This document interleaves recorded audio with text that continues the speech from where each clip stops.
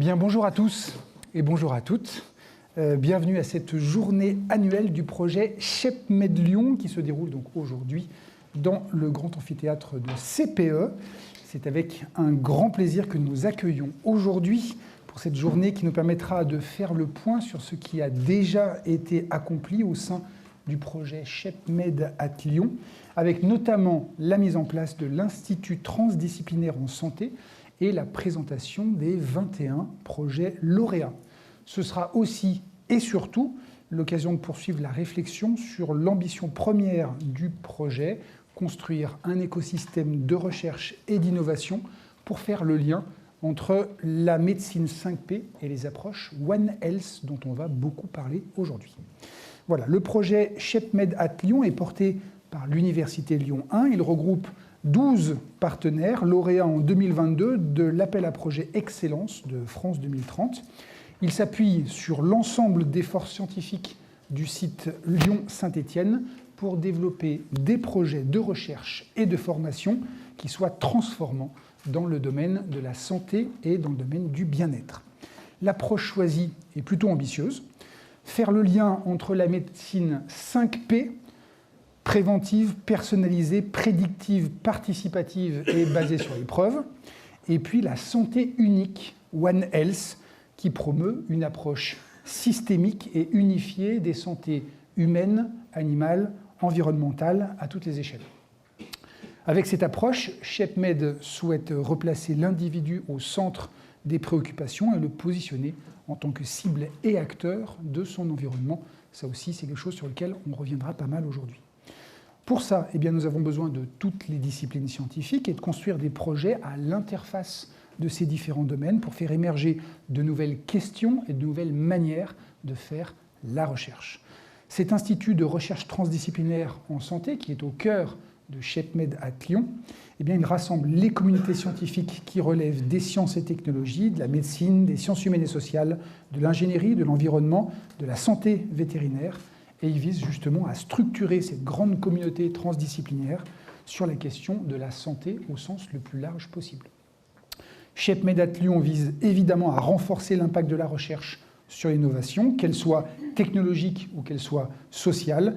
Et pour ça, il s'agit aussi de faire du lien entre tous les acteurs, les scientifiques, les collectivités, les citoyens, les patients, les entreprises, les industriels. Voilà, c'est un chantier qui est en cours et vous verrez aujourd'hui comment les prochaines actions du projet s'ouvrent aux autres acteurs de la société. Voilà, là on a fini l'overview global. Et sans plus tarder, moi je vais vous parler du programme de la journée d'aujourd'hui. La première partie de la matinée, elle permettra de présenter les actions qui ont été réalisées et la dynamique qui a été mise en place autour justement des fameux ateliers qui ont permis de nombreuses propositions et le financement, on le disait tout à l'heure, des 21 premiers projets ChepMed at Lyon. Ce sera aussi l'occasion de poursuivre la réflexion sur la construction du lien entre justement cette fameuse médecine 5P et cette approche One Health et de présenter les différentes actions pour 2024.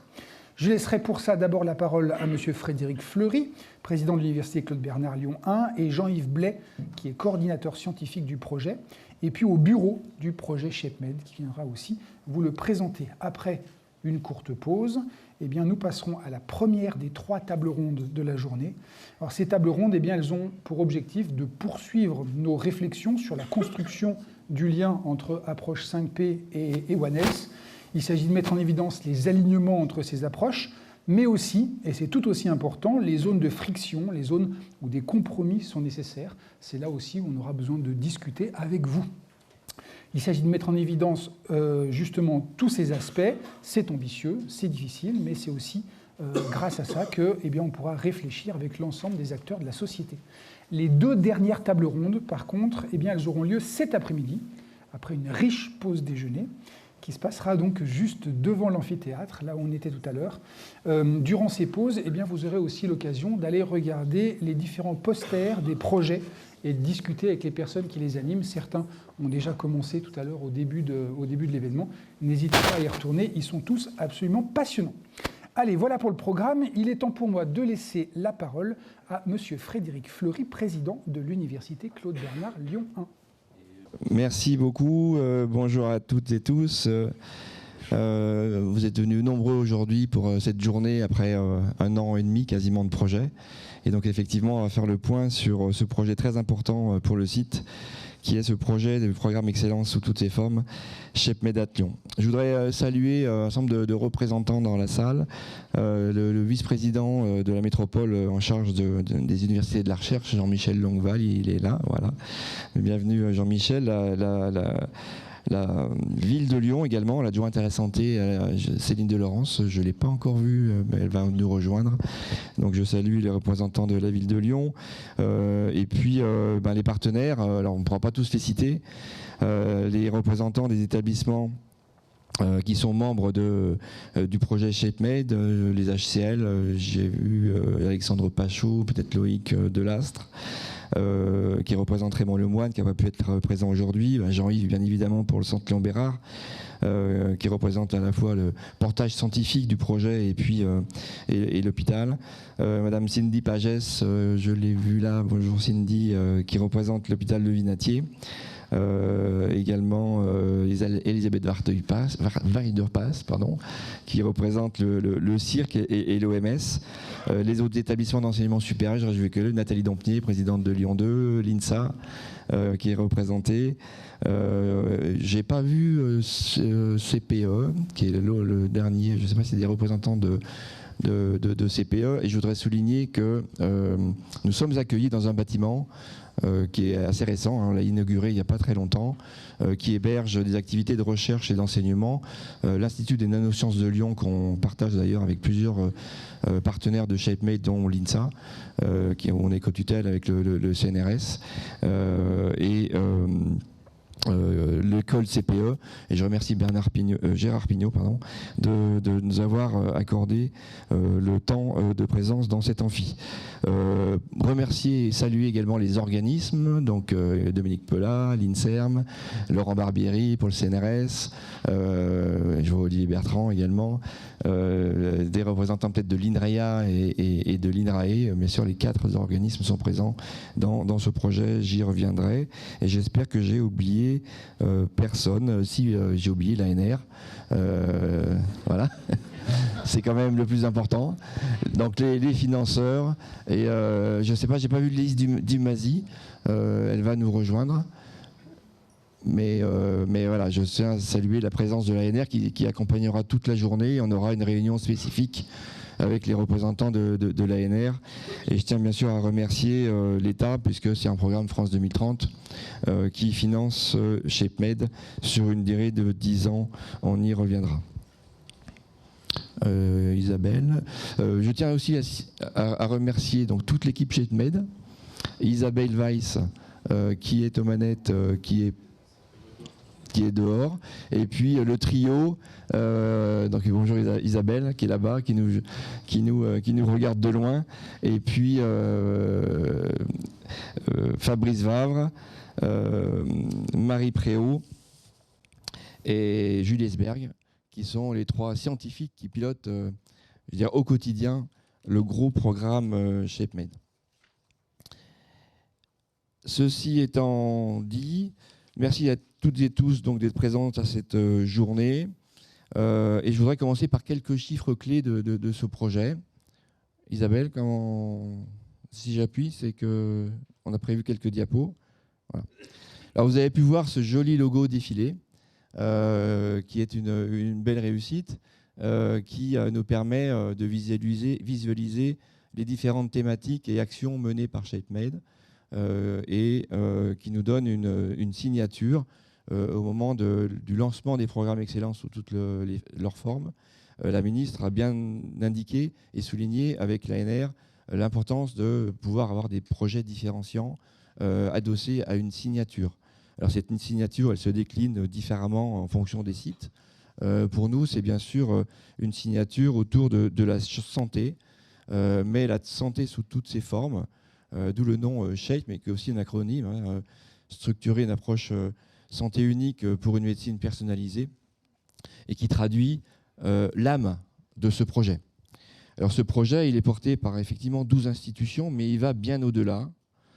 Donc le projet en quelques chiffres, donc lauréat en 2022 du programme Investissement d'avenir Excellence sous toutes ses formes, programme France 2030, 12 institutions partenaires qui sont donc les 4 établissements d'enseignement supérieur, l'Université Claude Bernard Lyon 1, l'Université Lumière Lyon 2, les écoles CPE Lyon VET-AgroSup, les HCL, le Centre Léon Bérard, le Vinatier et le CIRC, et puis les 4 organismes de recherche. Mais cet établissement, donc ça c'est le périmètre des membres associés, des membres fondateurs, mais on a beaucoup de partenaires qui ne sont pas tous présents sur cette diapositive. En fait, ce projet, il est très très large, puisque dans ses actions scientifiques, il n'y a aucune barrière et le projet est ouvert à la fois dans ses ateliers ou dans ses programmes de financement à tous les établissements du site Lyon-Saint-Étienne. Tout le monde est bienvenu pour participer à la réflexion et faire émerger des projets novateurs. C'est un projet sur 10 ans, donc on va démarrer une longue histoire ensemble. Qui a démarré donc en décembre 2022, les premières actions vraiment en janvier 2023. Et c'est une communauté qui mobilise plus de 5000 chercheurs, cliniciens, vétérinaires, enseignants-chercheurs et enseignants. Alors, notre ambition, ça a été évoqué dans la présentation, c'est transformer la recherche en santé à travers une approche transdisciplinaire. Et Jean-Yves, au moment de la réunion de lancement, ça devait être en mars 2023, tu avais dit, c'est de faire de la recherche autrement. Et effectivement, le sens du projet, c'est qu'ils viennent compléter tous les appels à projets, ANR, européens, autres programmes de financement, partenariaux avec les entreprises sur de la recherche collaborative. On avait besoin d'avoir une approche plus perpendiculaire et de permettre à nos communautés de travailler ensemble et d'obtenir des moyens pour travailler ensemble qu'ils n'obtiennent pas forcément par ailleurs. Alors, tous les projets financés n'ont pas ces caractéristiques. Ils auraient pu, pour certains, peut-être trouver des financements sur des programmes nationaux, mais c'est vrai que c'est un peu l'idée de compléter les programmes existants par les actions ShapeMed. Comme ça a été dit, c'est de faire converger la médecine 5P, notamment personnalisée, avec des approches globales qui prennent en compte la santé de l'environnement, la santé animale et bien sûr la santé humaine et comment ces compartiments interagissent pour avoir une action spécifique sur un individu qui va développer toute une série de pathologies liées à son environnement personnalisé. Et bien l'objectif, c'est bien à la fin, et on va parler rapidement du hub santé-innovation, c'est des solutions pour le patient, des solutions pour les institutions hospitalières et des solutions pour les patients. Donc c'est de soutenir l'émergence de projets de recherche transformants avec cette approche pluridisciplinaire, transdisciplinaire, qui vient effacer les disciplines, les habitudes du quotidien pour que les collègues travaillent ensemble, pour que vous travaillez ensemble. Et beaucoup dans cette salle ont commencé par les ateliers et les projets qui ont été financés à le faire pour faire cette recherche autrement. Et à la fin, mettre en place un hub de recherche d'innovation en santé à Lyon, avec une devise, qui est la devise ShapeMed, replacer chaque individu comme acteur et cible de son environnement. On voit bien ici, dans la devise, l'approche One Health que développe le programme ShapeMed. Alors notre stratégie, c'est casser les silos disciplinaires. Nous avons des limites institutionnelles, des limites au niveau des laboratoires, des équipes de recherche, qui freinent parfois les collaborations, les partenariats et la réflexion par une approche très transversale. Donc c'est un peu casser ces frontières invisibles du quotidien qui ne sont que souvent des habitudes et de pouvoir utiliser ce programme ShapeMed pour mettre en relation les communautés et les amener à une réflexion pour initier des programmes et proposer de nouveaux programmes de recherche où la pluridisciplinarité est présente dès le départ. Donc ça a été la mise en place d'ateliers, d'interconnaissances. On y reviendra longuement dans cette journée. Il y a eu plus de 20 ateliers depuis 2022, de nombreux inscrits, plus de 750, ce qui a permis de structurer la recherche académique avec tous les acteurs du site et les organismes nationaux de recherche et de créer des ponts également avec la formation. Alors c'est un programme qui a un peu démarré un peu moins rapidement que les actions de soutien à la recherche, mais bien évidemment, on a un objectif d'intégrer la formation et d'adosser la formation aux innovations de la recherche que mettra en place le programme ShapeMed. Et puis, c'est l'ouverture aussi sur le citoyen. Donc, c'est développer l'approche, toutes les approches sciences et société, de travailler avec les collectivités, de travailler aussi avec le monde industriel pour l'innovation Et c'est un écosystème qui doit s'organiser pour que toutes les parties prenantes et les acteurs travaillent ensemble pour atteindre tous les objectifs du programme. Et on a bien sûr des liens très étroits avec les collectivités représentées, la métropole, la ville ou la région. Alors, on a parlé tout à l'heure de l'Institut transdisciplinaire. En effet, il y a un volet un peu structurant au niveau institutionnel par la mise en place d'un écosystème de la recherche transdisciplinaire en santé, en voulant l'institutionnaliser sous la forme d'un institut transdisciplinaire. Cet institut transdisciplinaire, il préfigure probablement, on en discute avec les collègues depuis maintenant pas mal de mois au niveau du site, d'autres instituts. Donc c'est un peu être pionnier grâce au programme France 2030 et le financement ShapeMed, c'est d'être pionnier dans le domaine de la santé sur des approches par enjeux sociétaux, multidisciplinaires, transdisciplinaires, sur d'autres thématiques que pourrait être le numérique, que pourrait être le fonctionnement de la ville, le monde urbain, ou des questions de l'industrialisation du futur. Donc sur les forces du site, l'idée c'est que ce programme ShapeMed, il fera ses preuves et il fera office de modèle que pourraient prendre d'autres instituts transdisciplinaires sur le site de Lyon-Saint-Étienne. Alors il s'enracine sur les forces identifiées du site. Alors bien sûr, on n'a pas inventé de nouveaux grands domaines où Lyon est reconnu au niveau national et international.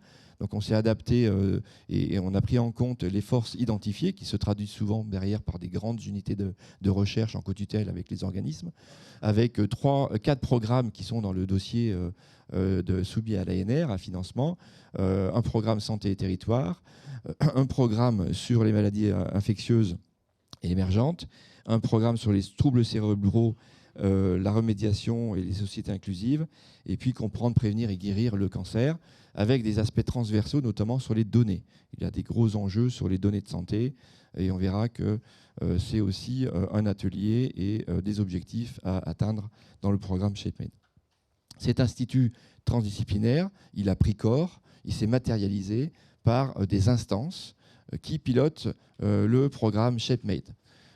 Et donc on a bien un institut hors mur avec l'ensemble des partenaires sous la forme d'un conseil d'institut qui se réunit à peu près tous les 2 mois, et puis un volet très opérationnel avec le directoire composé donc de l'Université Lyon 1, de Lyon 2, des HCL, de l'INSERM et de Jean-Yves à double titre, du Centre Léon Bérard et de Portage Scientifique. Donc le directoire se réunit tous les 15 jours qui suit avec l'objectif de suivre le déroulement du programme ShapeMed et les actions et arbitrer un certain nombre de décisions au quotidien. C'est complètement nouveau. On ne s'est jamais organisé au niveau des établissements à cette échelle-là pour piloter un grand programme scientifique. Un conseil d'institut avec tous les partenaires, et puis un bureau d'institut qui est le volet opérationnel, et j'ai cité les collègues Marie, Fabrice, Julie, qui œuvrent au quotidien. Et ce bureau d'institut pilote à la fois un conseil scientifique sur lequel on va se reposer pour l'expertise des dossiers, et puis un comité de la formation et de l'expertise qui va voir le jour et qui va intégrer tous les partenaires dans le domaine de la formation pour créer des formations double diplôme, double formation, et injecter la réflexion ShapeMed dans nos programmes de formation pour les étudiants qui vont évoluer. Et puis on va mettre en place en 2024 un comité d'orientation stratégique sous la forme d'un STAB pour voir la trajectoire de ShapeMed. Donc le projet, il est transformant à double titre, à la fois sur la mise en place de partenariats innovants et un travail des communautés pour développer l'approche transdisciplinaire en santé. Ça, c'est le premier niveau d'innovation, mais il y a l'innovation dans le pilotage institutionnel d'un programme scientifique très large, parce qu'on a organisé une gouvernance dédiée qui met autour de la table les établissements acteurs de ce programme.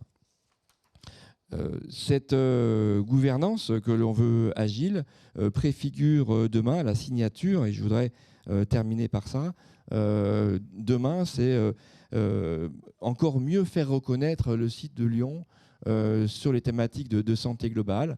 Vous l'avez compris, il ne s'agit pas de se restreindre aux thématiques médicales, mais c'est bien de mobiliser l'ensemble des forces, toutes les disciplines, que ce soit la physique, la chimie, les sciences humaines et sociales, les sciences du numérique, pour servir un objectif qui est de mieux comprendre les pathologies dans leur environnement. Et demain, c'est identifier une sorte de Lyon Health Hub en 2030, c'est-à-dire consolider cette signature du site qui existe dans le domaine de la santé, mais avec des approches plus transdisciplinaires. Et on voudrait consolider cette signature et cette vision inclusive de l'innovation en santé, mettre en réseau tous les acteurs, faire émerger de nouveaux projets et promouvoir la visibilité du site lyonnais avec cette signature. Et c'est un des objectifs de ShapeMed demain. La structuration du site donc, est bien lancée. Et on va revenir pendant toute cette journée, et je passe la parole à Jean-Yves, qui va aller dans le détail sur comment ça se décline très opérationnellement et comment ce pilotage scientifique a permis de faire émerger des projets complètement novateurs, qui ont mobilisé des forces qui ne se seraient pas croisées probablement et encore moins travaillées ensemble sur le site de Lyon. Voilà ce que c'est que le résultat ShapeMed. Je voudrais souligner, moi en tout cas, l'impression que j'en ai et qu'on en a au comité de pilotage tous les 15 jours, un formidable engouement des communautés, une très forte mobilisation, et puis des projets complètement originaux qui n'auraient jamais vu le jour sans ShapeMed. Donc je crois qu'après cette première année, c'est une très grande réussite. En tout cas, voilà, c'est mon impression, et je voulais partager cela avec vous. Et je donne la parole à Jean-Yves pour la suite. Merci. Merci Monsieur Fleury, et nous donnons la parole à Jean-Yves Blais, coordinateur scientifique du projet ShapeMed à Lyon. Merci Frédéric, merci à toutes et à tous d'être ici. Alors, coordinateur scientifique, c'est une action qui est relativement simple lorsque l'on a des équipes de cette qualité. Et Frédéric soulignait le travail du directoire, du trio de tête qui nous organise l'ensemble du travail. Et puis moi, j'avais envie de dire de l'ensemble des acteurs qui contribuent aux différents programmes que nous allons évoquer maintenant rapidement.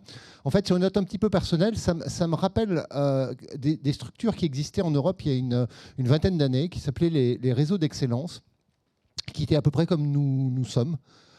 C'est-à-dire des structures qui rassemblent des thématiques ou des hôpitaux, des instituts de recherche qui n'ont a priori pas grand-chose à voir et qui sont chargés de construire quelque chose autour d'un axe thématique.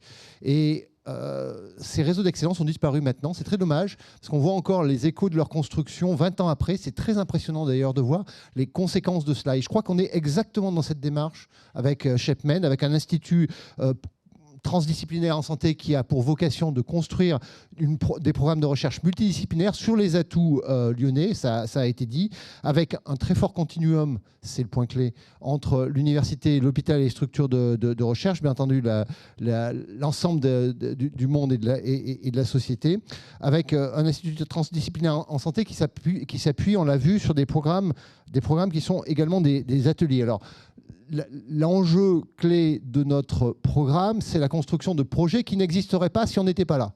C'est ça l'objet.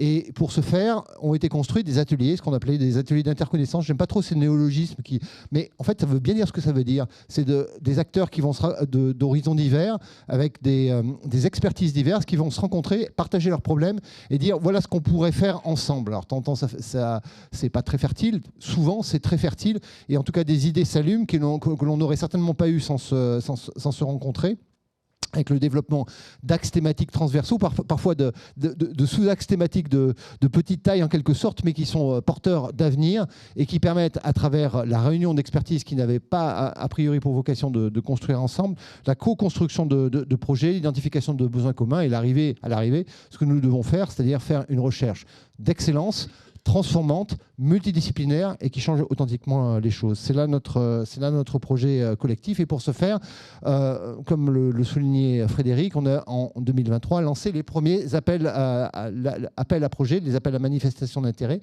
qui sont déroulés sur la chronologie que vous voyez ici, sur les projets d'amorçage tout d'abord, sur les projets structurants, en insistant sur les ateliers de restitution et d'ingénierie du projet qui ont permis, en rassemblant l'ensemble des acteurs, d'affiner, de construire quelque chose qui parfois était un peu informel à la sortie des premiers ateliers. J'ai l'impression que ça marche pas. Si ça marche, bon. Et de poursuivre par la rédaction de projets qui ont été évalués rigoureusement par un conseil scientifique interne et externe et qui ont permis d'identifier des projets d'amorçage et des projets structurants qui ont été lancés, vous le voyez, en novembre, puis au mois de mars.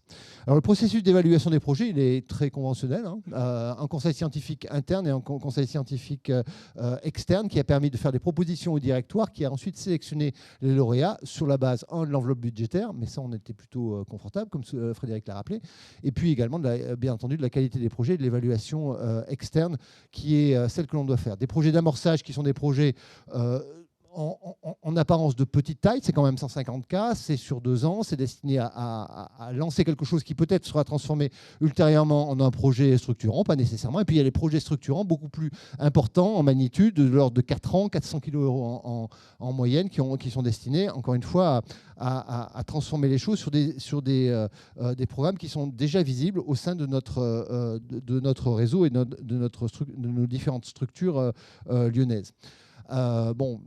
Voici les membres du conseil scientifique de formation et de l'expertise. Voici les membres du conseil scientifique d'innovation. Je voulais souligner leur contribution et là encore leur multidisciplinarité. Ce sont des gens qui viennent de différentes structures autour des sciences des données, du cancer, des maladies infectieuses, l'écologie de la santé, la géographie de la santé publique, la sociologie et de la neurologie et des pathologies cérébrales. Un grand merci à eux. Je pense que l'ensemble du travail qui a été fait a pu être jugé de manière très qualitative par ce conseil scientifique et globalement on peut souligner l'importance de leur contribution, car ça nous permet de faire le tri dans des projets qui ont été, vous voyez, en grand nombre, puisqu'on a eu 82 propositions, non, certes 76 éligibles, mais ça fait quand même un nombre assez important pour un réseau qui rassemble les différents partenaires que nous avons, avec un taux de succès qui est assez important, puisque vous voyez que 21 projets retenus, 10 d'amorçage, 12 structurants, un taux global de réussite de 28%, c'est pas mal. C'est pas mal et ça vient après des étapes de tri, d'affinage des projets qui ont été assez substantiels. Et vous voyez, en fait, le vrai gros succès, c'est bien entendu les montants financiers qui nous sont alloués, on est ravis, mais 5 à 7 partenaires différents par projet structurant, ça c'est quelque chose qui est très important, parce que ce que l'on veut avec ce programme, c'est effectivement d'être capable de faire travailler les gens ensemble. Faire travailler les gens ensemble sur les 5 axes thématiques qui ont été rappelés par Frédéric, la prévention et le traitement des cancers, les pathologies infectieuses, les pathologies cérébrales, santé et territoire, et en transversal, les sciences des données. Vous voyez ici qu'il y a des projets structurants et des projets d'amorçage que l'on va rencontrer dans les différents secteurs, assez bien distribués, assez bien répartis. C'est un point important, et là aussi c'était une ambition, on ne voulait pas que ce soit focalisé sur un ou peu d'axes thématiques, il fallait que ce soit largement distribué, c'est ce que l'on a observé. Ici une liste des différents projets lauréats. Alors je vous rassure, on ne va pas passer la prochaine heure à aller voir dans les détails, mais la liste des différents projets d'amorçage lauréats montre bien, d'une part, la pluridisciplinarité, regardez les origines des différents coporteurs, également leur vocation transdisciplinaire, puisqu'en général, dans leur titre même, ils rassemblent des acteurs qui viennent de secteurs très différents, de l'apprentissage avec la lecture des dossiers, avec l'application d'outils de type LLM, à des programmes d'évaluation de la santé en fonction des enjeux de pollution. Projets structurants lauréats, vous les voyez ici, et même remarque, c'est une première diapositive. Vous voyez ici tout d'abord que ces projets rassemblent des axes différents, ces projets structurants. Ces projets structurants portent sur les différents sujets, les 5 axes thématiques que nous avons décrits, et rassemblent le plus souvent plusieurs axes thématiques comme porteurs et coporteurs. Ils ont trait à l'identification de nouvelles stratégies, à l'identification de nouveaux outils, et s'appuie sur l'excellence qui existait préalablement à ShepMed au sein de nos différents établissements et structures de recherche. Vous voyez ici, c'est très divers, très original, et surtout pluridisciplinaire et transdisciplinaire. Et c'est là où on a en fait cette conviction qui est portée par ShepMed, c'est que la différence et l'endroit où nous allons être transformants, c'est notre capacité à rassembler des acteurs qui n'auraient pas naturellement eu tendance à travailler ensemble du fait simplement de l'absence de budget dédié ou de structure de financement dédiée. Frédéric l'a rappelé, sur ces tutelles impliquées sur les 21 projets, eh bien, on est les partenaires de SHEPMED. Vous voyez ici le nombre de projets qui rassemblent les différents partenaires. C'est assez impressionnant de voir la diversité, alors même que certains de ces partenaires sont ultra spécialisés, et l'établissement dans lequel je travaille en fait partie. Les partenaires associés également, qui ne sont pas en reste. Et globalement, les autres établissements du site Lyon-Saint-Étienne et les autres universités qui sont également associés, ainsi que les collectivités et les associations. En somme, SHEPMED est un réseau d'excellence locale qui nous permet de travailler ensemble et de rassembler des chercheurs sur des blocs de connaissances qui n'avaient pas naturellement tendance à travailler ensemble pour des raisons de formalisation scientifique et de budget de financement. Et ce que nous sommes en train de faire collectivement, c'est de changer ce phénomène et d'aboutir à travers cet institut transdisciplinaire en santé sur une capacité à produire de la science innovante, excellente, transformante, qui est notre ambition à tous. Voilà, merci beaucoup.